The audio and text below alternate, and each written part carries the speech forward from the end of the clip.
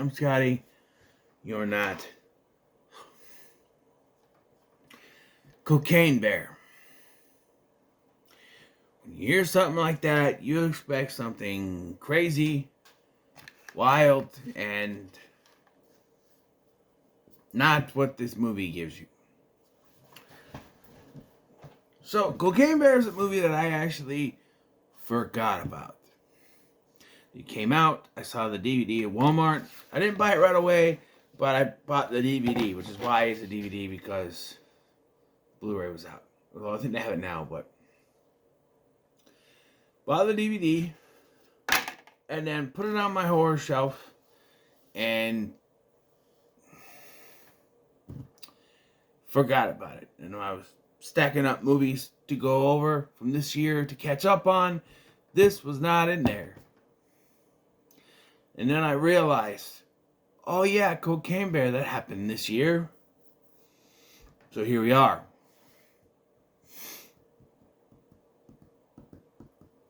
I don't know, it just never jumped out at me like you think it would. And you know, the idea of, oh, this bear ate some cocaine, now it's on a rampage, that could be an idea. It's causing this rampage, because according to the movie, bears aren't inherently violent creatures. They're like any kind of other animal. You get into their environment, you invade their space, they're gonna come after you, you know. You poke the bear, so to speak. And then you have the cocaine and it's just going on a rampage. The problem is, when you hear, okay, bear eats cocaine and goes on a rampage. Cool. We're going to see some bloody deaths. The bear's going to kill people. Yes and no. There's some deaths in here, but the bear is barely responsible. In fact, I would reckon that the bear being on cocaine is 1/4 of the plot of this movie. You have the bear being all hopped up on cocaine. You have these drug runners work for a drug dealer played by the late great Ray Liotta. This movie's dedicated, by the way.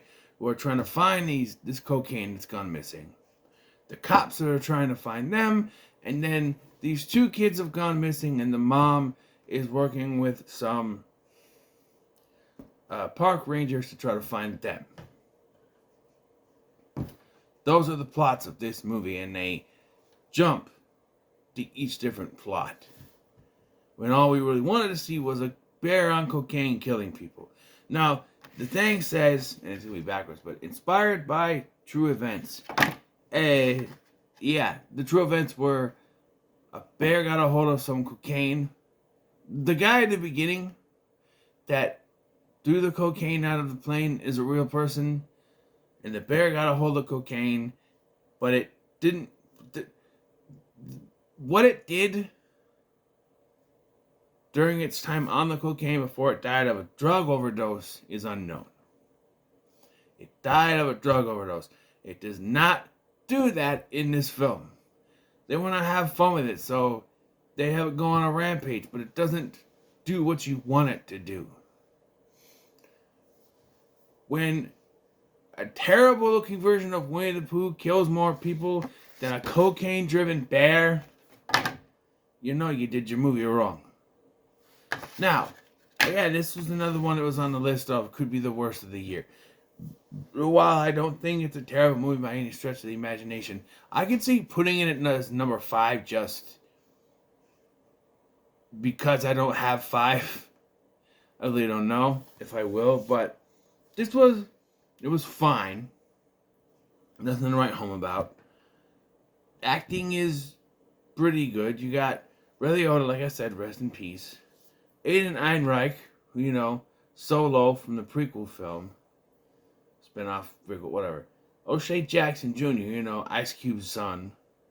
Right? Jesse Tyler Ferguson from Modern Family has a cameo in here. You have,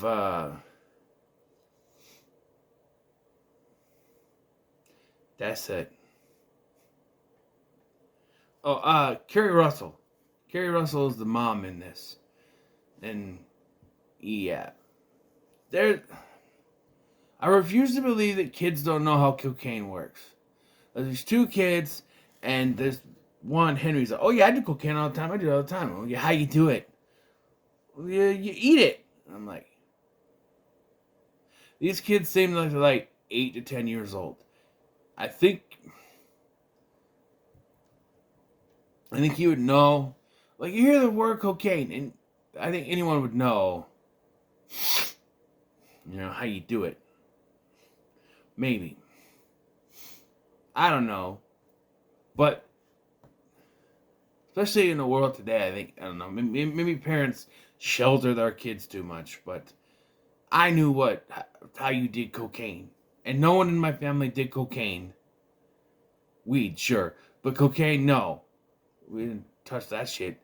But, like, the kid's like, oh yeah, eat it. And then the girl is like, how much? About a tablespoon. So she just scoops up a spoonful. Where they got the spoon, I don't know. Tries to eat it, spits it out, and then he tries to do it. And then the kid seems to think he's on cocaine because he tried to eat some of it. I don't think you can get high from eating it, although it works on the bear, so... But it goes both ways there. He eats it, plus it gets in his nose. Her nose. Excuse me, it is a her because the vagina was on his ear. Saying that out of context just sounds weird. No, one of the guys, in Iron Man's character, gets squashed by the bear is laying on him, and while David is his name, is talking to this other guy, one of these kids that found some of the cocaine, they're talking, and they say he, and he's like, she. How do you know that? Because the vagina's right on my ear. Or something like that.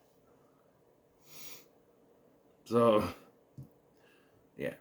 There's a twist that one of the cops is working for the drug dealer, which is not needed. I don't care. She's supposed to be taking care of this guy's dog. The guy dies, and she does nothing. Really, for the rest of the film, she gives the dog to an Einreich's character who has a kid that's mentioned. We see the kid once, and then that's it.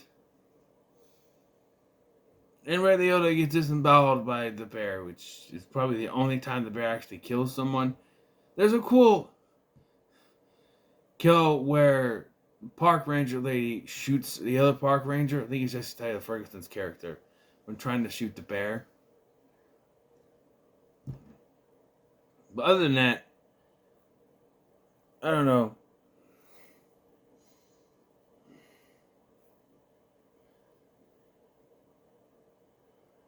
It's fine. The bear is like, I think it's a combination of a real stunt person and CGI. There are times where it looks like it's CGI. It has to be. Because it just can't. So, and yeah, the bear and its cubs, they live.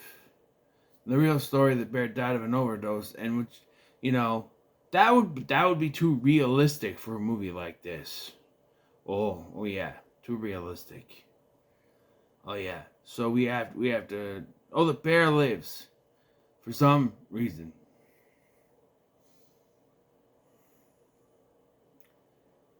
What else is there? I like the sound design, the music.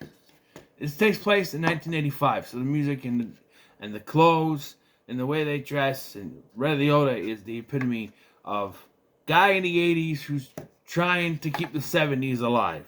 I mean, look at him. There. That is the 70s motif. Where, like, the 70s are dead, but he doesn't want to admit it. Look how Kerry Russell is dressed. That's 80s. You're dressed like, I'm from the 70s, I don't want to let it die type situation. The credits play the song White Lines, a cover. Not the cover I like. That was done on Craig Ferguson, but originally sung by Grandmaster Flash, excuse me. And yeah, I don't know. It's mostly shot in some woods, which is fine. Of course, it's shot well. It's directed by Elizabeth Banks, who did Pitch Perfect 2 and that Charlie Angels remake that nobody cared about. I'm betting a wager this is better than a Charlie Angels movie, but not better than Pitch Perfect 2. I don't know. I didn't get my ticket for the long way around. But there's nothing much to say about this movie. It's a bear going nuts, but then a bunch of other stuff happens, and kids, they get lost, and, you know, like, if you want to talk about the most pointless part is the kids, like, why do we, it's an R-rated movie. Why do we need to have kids in this movie? It just doesn't make any sense to me. Like, we could have just, all we need is to have, we could have just had this plot. Take out the kids and the mom, right? And have the cops, the drug dealers are trying to get the cocaine. The cops are trying to find them. And there's a psycho bear that's killing cops and employees of the drug dealer alike while they're trying to stop it. Put that in there. Get rid of the kids. Get rid of the mom. Get rid of that plot line. The park rangers can be working with the cops.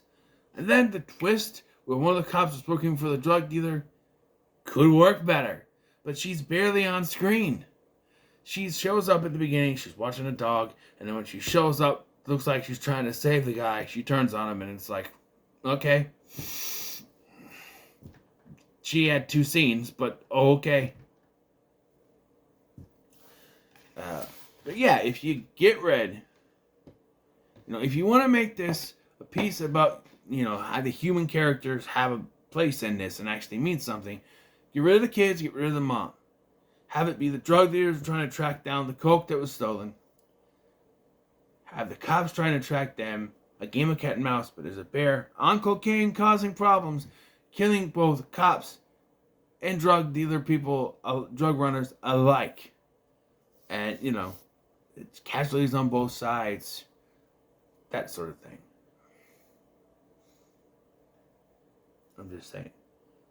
And by the way, the 2 guys working for the drug dealer get to walk free at the end of the movie. They just drive off.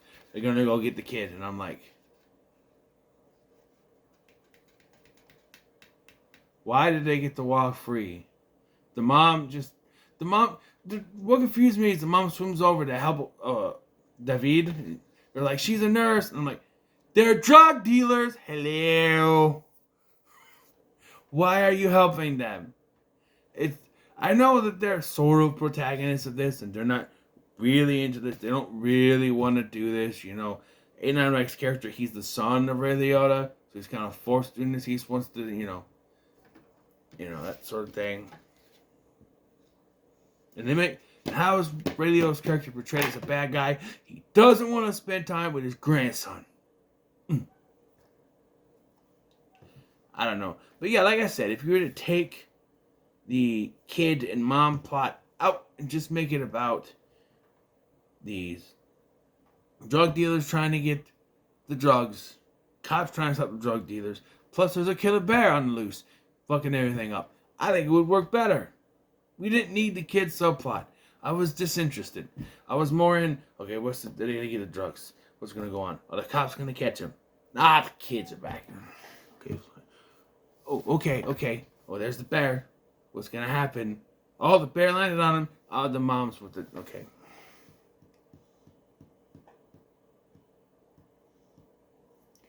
That sort of thing. It's like it takes you away. Especially when you have 4 different plot lines in a movie, that's too much. 3 plot lines will be fine, and of course they'll intersect, which they do, but by then it's too little too late, where it's like you have too many plot points going on. You have to intersect all of them, and it just doesn't work. So I'm going to give this a very low middle of the road, and if I have to, find a movie to make 5, then this could be number 5. Because I know it's nothing spectacular, but it's not terrible like the other 3 on the list. But so what are your thoughts on Cocaine Bear? Let me know in the comments below. Make sure to like, share, and subscribe. Thanks for watching. I'm Scotty, and I'll see you in the next one.